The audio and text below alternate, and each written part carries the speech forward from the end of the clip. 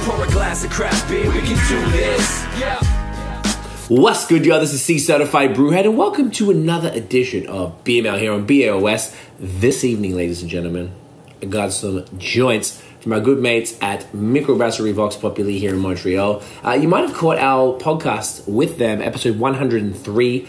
Super great chat with Etienne and Yan at the Artisanal in downtown Montreal. Vox Pop have been a fave brewery of mine in Quebec for quite some time, so I was super excited to talk to the boys, as I said on the podcast, and they blessed us. If you've seen it, they brought an absurd amount of beer. And they left us with some gems. So I figured, you know what, let's do a bit of a run through. Some of these are new as well. Some of these are old classics, but we haven't actually had much Vox Pop content here, or at all. And there's some beers that we've spoken about in other episodes and stuff they're about to go through, so I'm excited for that. So we have 5 great beers tonight. We have the Kettle Sour Brunch version, which is just phenomenal. We have the Laura IPA or Belgian IPA, which I actually haven't had before, but I had the big sister Anna during the podcast. We have the Vox IPA milkshake version. I'm not going to say it yet. We have their classic and their first beer, the Double Fruit Punch IPA, and another new one, the Coconut Stout, which I also don't believe I've had. So we're going to start with the brunch.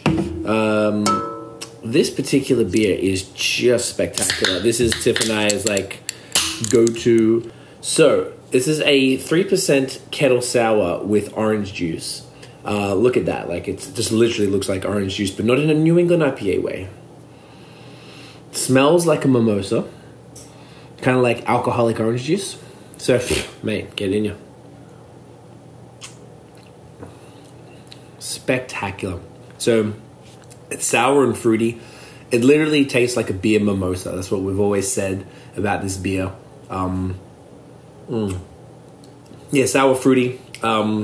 That sort of astringent citrus vibe from the oranges, but it blends so well. I don't know how they nail it, and get it so perfect. But this is just this beer. We told them as well. This should be in every brunch restaurant in the city, in the province. It's just phenomenal, and I hope they're able to expand it even further, because I've never tasted anything like this. They have 2 other variants that I've had, including on top of the original. They have cranberry one, which was great, and the margarita, which is a new one, a lime one. I love this so much. I could really drink that forever. And it's really good. Last night, I did a video, and I kind of had a few beers afterwards and went a little too hard, so I've been feeling a little queasy today. So I was really hoping that this would help me feel good, and even just sipping that straight away, I feel a little lighter. Beer always makes everything bad. Makes it worse, and then it makes it better again. And then it makes it worse, and then it makes it better again. All right, next up. Laura Belgian IPA. This is light. This is 5.5%. These are named after Etienne's children. I believe Laura was the... Do you remember, babe, if Laura was the older or the younger one? I think because this is the little sister. I think it's the younger one. Yeah. Because Anna was the big dog beer. That makes sense. So I actually haven't... Like I said, there's only 2 beers here that I haven't had before. So we're looking forward to trying this one. Oops, let me bring that down here to this cam. Yeah, you see that. You see that. So... the guys do a bunch of Belgian style stuff. Anna is just a huge barrel aged. Ooh, wow, that's really hot. I did not expect that at all. Yeah, it says, oh, okay, there you go. Laura is the little sister of Anna. Ideal as a apéro, I guess, aperitif, appetizer, the before dinner thing. Yeah. So yeah, they do a bunch of Belgian style beers. And this bad boy, a little opaque. Surprisingly fruity. Getting a little, or at least in the can, I'm getting a little bit of the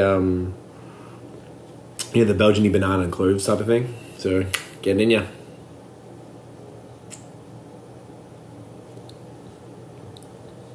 Solid. I like it. Less fruity on the palate than it smells. Slightly bitter. I mean, I don't know. I don't know how old these cans are. Do they have date stamps? Yeah, they do. No, it's one of those muddled ones.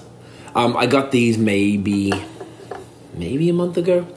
Just haven't had time. But so I don't know if the time would have made a difference for this type of one, because it's not crazily hopped. The Belgian beers aren't that crazy.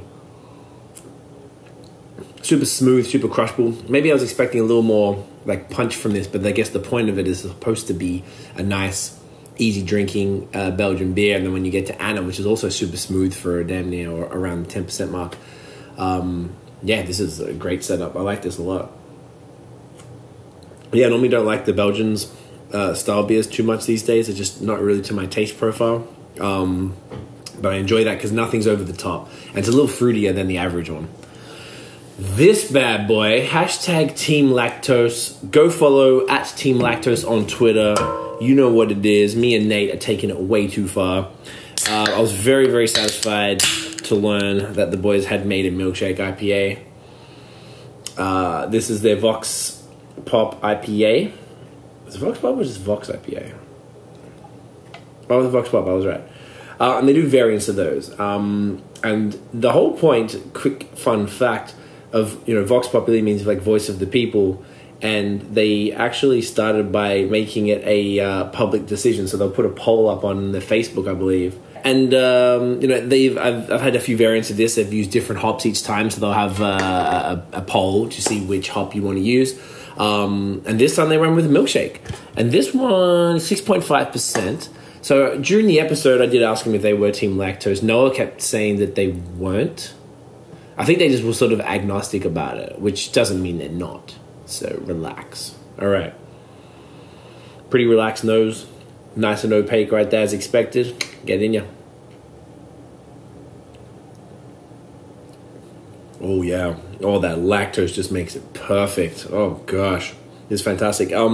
Yeah, definitely got that icing sugar lactose vibe in there, which I really enjoy. Fruity. Touch chalky and dusty from usually the lactose kind of does that type of thing to it. It's got vanilla, so it's a non-fruited milkshake IPA. Yeah, it's definitely super chill. I like it. It's balanced. It's creamy. It's fruity.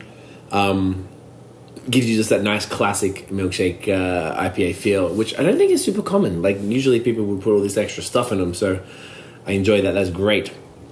All right, last IPA is the Double Fruit Punch. This is their 8% bad boy that got everything started for them. I remember, I think I said to them on the podcast as well, like, I tried this for the first time at Montreal, I don't know, 2 years ago or something like that. And this was the beer that really sort of put them on the map. I remember we had it for our Quebec podcast, and I think we just got like a bad can or something like that.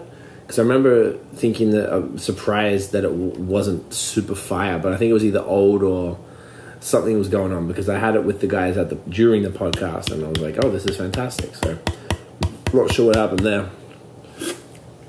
So this one, I don't think that has any specific, no, just tropical fruits.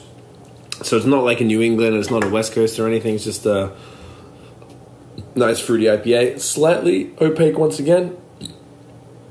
Oh, got the burps. Get it in ya. Bit of a dank nose. Yeah, it's definitely more on the West Coast vibe. Yeah, I dig it. Yeah, dank and piney, fruity, bitter. Not much booze for an 8% beer. You can't really get that too much. Definitely tastes bolder than the rest of these, because these are all quite light in comparison. Yeah, super smooth. Easy drinking once again for an 8%. This would be dangerous, actually. Yeah, it's kind of like a creamy West Coast IPA, which I quite like. A lot of people are doing those these days. They work out to be, instead of being that overly aggressively hot, it's kind of like a smooth, maltier side of things. There's also dank and piney using fruity hops. It's just like this really cool West Coast version. All right, and the last beer. So just like they have the Vox Pop IPA, where they have a series, this is their Vox Stout, and they have, this is the 4th and latest variant with coconut. So they have the OG, chocolate, coffee, and now coconut. During the podcast, I checked, and it looks like we drank the chocolate one. And the best part about these, lactose. So this is a lactose, like a milk stout. Hashtag Team Lactose. Follow at Team Lactose on Twitter. You know what it is. Basically, oh, okay, cool. I'm reading this thing. It says added coffee. So what they do with the cans, I quite like this. It's very ingenious business practice where they have like the can wrapped or printed, and they'll just add a sticker. If you can see that there, that'll just denote which variant it is. I mean, they did the same here on the kettle stout. Just add the brunch sticker on the Vox Pop with the milkshake.